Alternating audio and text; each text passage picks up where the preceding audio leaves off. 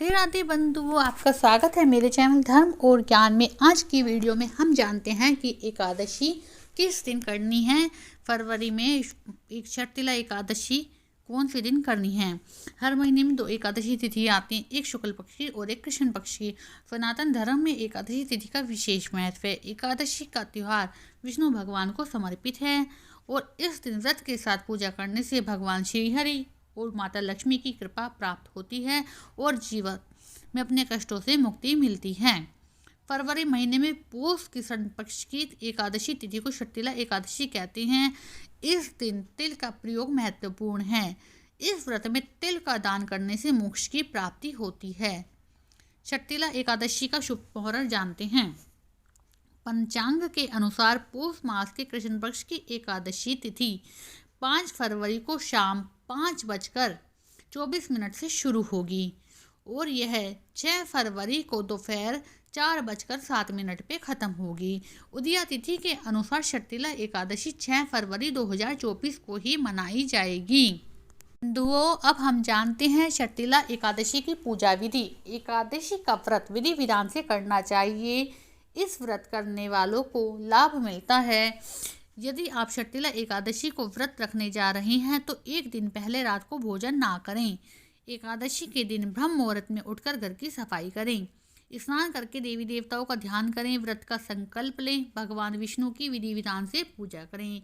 देवताओं को पुष्प, जल, धूप, दीप, अक्षत अर्पित करें। फल का भोग लगाकर आरती करनी चाहिए। इस दिन जरूरतमंदों को भोजन कराना चाहिए और अगले दिन व्रत खोलना चाहिए।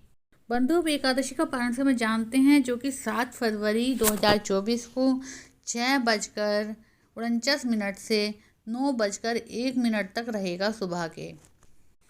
पारण करने की विधि। भगवान विष्णु को तुलसी दल अति प्रिय है, इसलिए बिना तुलसी के भगवान विष्णु का कोई भोग स्वीकार नहीं होता। ऐसे में जरूरी है कि पारण के समय तुलसी दल को आप मुंह में रखकर पारण करें। पारण के समय आंवला खाकर पूजा में चढ़ाए गए प्रसाद को ग्रहण कर व्रत संपन्न करना चाहिए। एकादशी के दिन चावल खाने की मनाही होती है, लेकिन एकादशी व्रत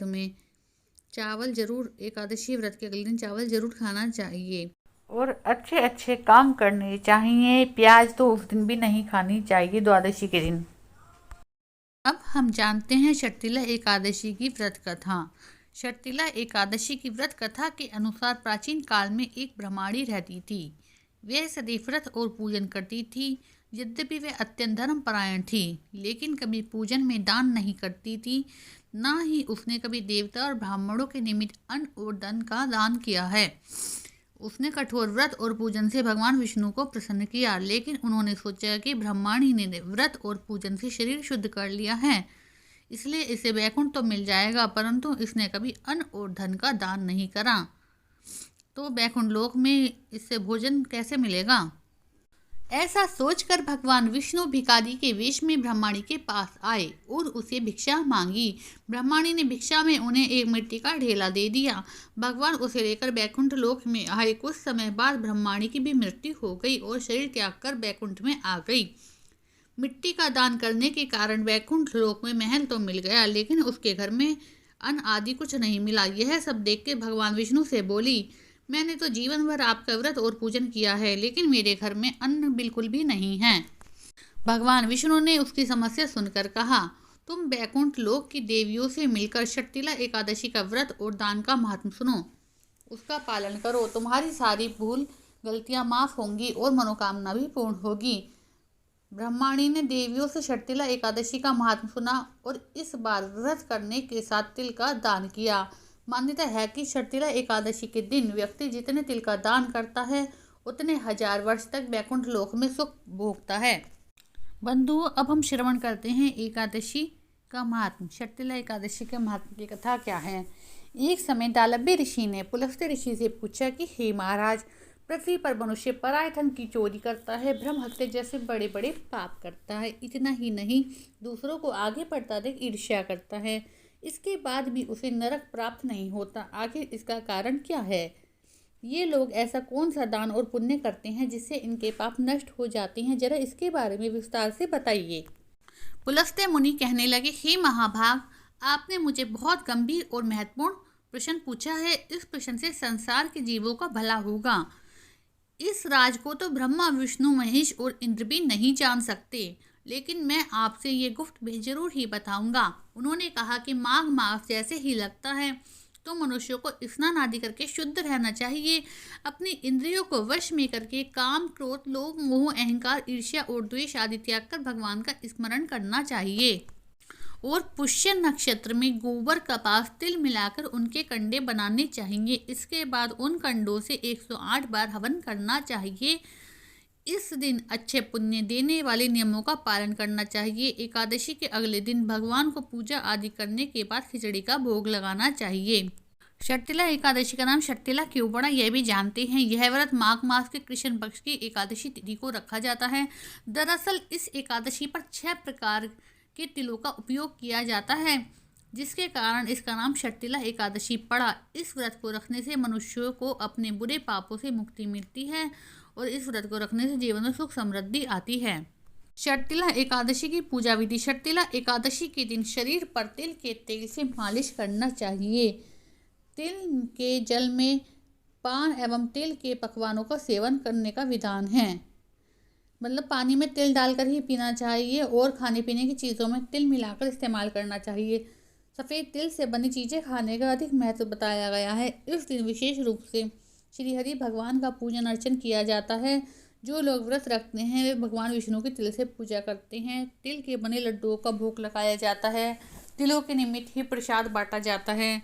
व्रत के दौरान क्रोध, ईर्ष्या जैसे विकारों का त्याग करके फलाहार का सेवन करना चाहिए। साथ ही रात्रि में जागरण करना चाहिए। इस दिन ब्राह्मण को एक भरा हुआ घड़ा, छतरी, जूतों का जोड़ा, काले तिल से बने व्यंजन, वस्त्र आदि दान करना चाहिए। शर्तिला एकादशी पर क्या काम ना करें। शर्तिला एकादशी के दिन तामसिक भोजन, प्याज और लहसुन के अलावा मांस मदिरा का भी सेवन नहीं करना चाहिए। इस दिन सात्विक भोजन ही ग्रहण करना चाहिए। चाहे आप बिल्कुल भी व्रत ना रखें, लेकिन सात्विक भोजन खाएं। चावल का बिल्कुल भी उपयोग ना करें। शर्तिला एकादशी के दिन जिस व्यक्ति ने व्रत रखा है वे ब्रह्मचर्य का पूर्ण पालन करे, साथ ही जमीन पर विश्राम करे। किसी से वाद विवाद नहीं करना चाहिए। किसी से झूठ नहीं बोलना चाहिए। बैंगन का भी सेवन नहीं करना चाहिए। शर्तिला एकादशी के दिन पेड़ पौधों को बिल्कुल नुकसान नहीं पहुंचाना चाहिए। एकादशी के दिन दातुन नहीं करना चाहिए, क्योंकि इस दिन टहनियाँ तोड़ने की मनाही होती है। शर्तिला एकादशी के दिन कौन कौन से काम जरूर करने चाहिए। शर्तिला एकादशी के दिन गंगा स्नान जरूर करें, अर्थात नहाने के पानी में जल डालकर नहाएं। इस दिन दान करने का विशेष महत्व है। इस दिन तिल से बनी हुई चीज़ों को विशेष रूप से दान करें। भगवान विष्णु को तिल का भोग लगाएं। पंचामृत में तिल मिलाकर स्नान कराएं। तिल वाले पानी से स्नान जरूर कराना चाहिए, खुद भी करना चाहिए। एकादशी की व्रत कथा सुनने के बाद हवन करके आहुति देनी चाहिए तिल की। एकादशी के दिन पितरों को तर्पण करना चाहिए। और एकादशी वाले दिन भगवान विष्णु के मंत्रों का 108 बार जाप करना या सुनना चाहिए। या तो आप इस मंत्र का जाप कर सकते हैं, ओम नमो भगवते वासुदेवाय, या इस मंत्र का जाप कर सकते हैं, ओम नमो विष्णुवे नमः, या आप इस मंत्र का जाप कर सकते हैं, हरे राम राम राम हरे हरे, हरे कृष्ण कृष्ण कृष्ण हरे हरे। एक चौथा मंत्र मैं आपको बता रही हूँ, आप इस मंत्र का भी जाप कर सकते हैं। इससे भी भगवान विष्णु और भगवान कृष्ण बहुत प्रसन्न होते हैं। श्री कृष्ण गोविंद हरे मुरारी हे नाथ नारायण वासुदेवा। ये चारों मंत्र आपको मेरे डिस्क्रिप्शन में मिल जाएंगे। फिर मंत्र जाप करने के बाद भगवान विष्णु की आरती भी जरूर करें। बंधु जानते शर्तिला एकादशी क्यों मनाई जाती है। भगवान विष्णु ने कहा, जब देवकन्या आपसे मिलने आए तो तब आप द्वार खोलना, और शर्तिला एकादशी का विधान बताया। ब्राह्मण स्त्री ने वैसा ही किया और शर्तिला एकादशी का व्रत रखा। इस व्रत के प्रभाव से उस ब्राह्मण स्त्री की कुटिया अन्न और धन से भर गई। इसलिए शर्तिला एकादशी के दिन अन्नदान करने का बहुत ही महत्व है। बंधु आप ये जान के हैरान होंगे कि ये कहा जाता है एकादशी के दिन चावल नहीं खाने, लेकिन चावल क्यों नहीं खाने, इसके लिए भी एक कथा है। ऐसा माना जाता है कि इस दिन चावल खाने वाले व्यक्ति का अगले जन्म में सरीसृप का रूप धारण करना पड़ता है।